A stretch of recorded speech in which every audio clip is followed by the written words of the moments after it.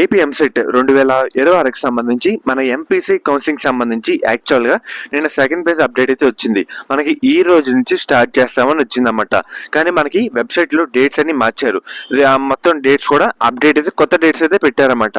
ఎందుకంటే మనకి first page seat allotment సంబంధించి రిపోర్టింగ్, సెల్ఫ్ రిపోర్టింగ్ ఇవన్నీ డేట్స్ అయితే పొడిగిస్తూ మనకి ఈ రోజు వరకు డెడ్ లైన్ అయితే పెట్టారు.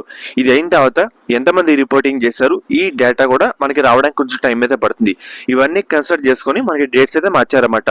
ఒకసారి మెయిన్గా మీరు ఒకసారి స్క్రీన్ మీద చూస్తున్నారు కదా, కొత్త డేట్స్ అయితే చూపిస్తాను, జాగ్రత్తగా గుర్తుపెట్టుకోండి. మనకి సెకండ్ పేజ్ సంబంధించి మనకి ఆన్లైన్ ఫీ పేమెంట్ రిజిస్ట్రేషన్ విషయంకి వస్తే కనుక ఈ మంత్ 17 నుంచి 20 వరకు టైం అయితే ఉంది. తర్వాత హెచ్ఎల్సి ఈ మంత్ 17 నుంచి 21 వరకు టైం అయితే ఉంది. తర్వాత వెబ్ ఆప్షన్స్ గుర్తుపెట్టుకోండి, మనకి 17 నుంచి 22 వరకు టైం అయితే ఉందన్నమాట.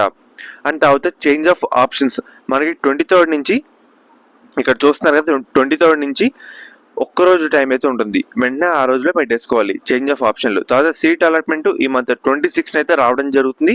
గుర్తుపెట్టుకోండి, ఎంపీసీ వాళ్ళకి ఇదే ఆఖరి ఫేజ్ కాబట్టి వెబ్ ఆప్షన్లు అయితే జాగ్రత్తగా అయితే పెట్టాలి. అర్థమవుతుంది కదా. తర్వాత self joining and reporting at the college మనకి 27 నుంచి 31 వరకు టైం అయితే ఇచ్చారు. దాని తర్వాత attending for classes at the college విషయానికి వస్తే కనుక మనకి 27th టైం అయితే ఉందన్నమాట. సో ఈ విధంగా డేట్స్ అయితే ఉన్నాయి. ఫర్దర్ మీకు ఎటువంటి అప్డేట్ వచ్చినా అప్డేట్ అయితే చేయడం జరుగుతుంది.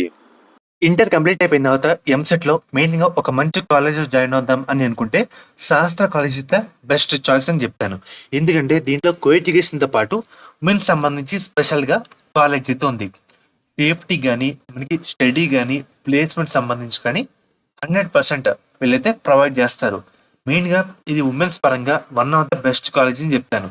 సో మెయిన్ గా వీళ్ళు ప్రొవైడ్ చేసే కోర్సుల విషయానికి వస్తే కనుక బీ ఫార్మసీ, ఫార్మాడీ, మనకి మెయిన్ గా బిఎస్సీ నర్సింగ్, ఫిజియోథెరపీ, మనకి కౌన్సిలింగ్ లో కన్వీనర్ సీట్స్ తో పాటు మేనేజ్మెంట్ సీట్స్ కూడా ప్రొవైడ్ అయితే చేయడం జరుగుతుంది. సో లిమిటెడ్ సీట్స్ మాత్రమే మనకి అందుబాటులో అయితే ఉన్నాయన్నమాట. మీకు ఎటువంటి డౌట్ ఉన్నా స్క్రీన్ మీద కనిపించే ఈ నెంబర్కి ఒకసారి కాంటాక్ట్ అయితే అవ్వండి. వాళ్ళైతే డీటెయిల్ గా గైడ్ చేస్తారు. సో ఎలా జాయిన్ అవ్వాలి, మనకి ట్యూషన్ ఫీజు ఎంత, హాస్టల్ ఫీజు ఎంత అని క్లియర్ కట్ గా వాళ్ళైతే చెప్తారన్నమాట. అర్థమవుతుంది కదా. స్క్రీన్ మీద కనిపించే నెంబర్కి ఒకసారి కాంటాక్ట్ అయితే అవ్వండి.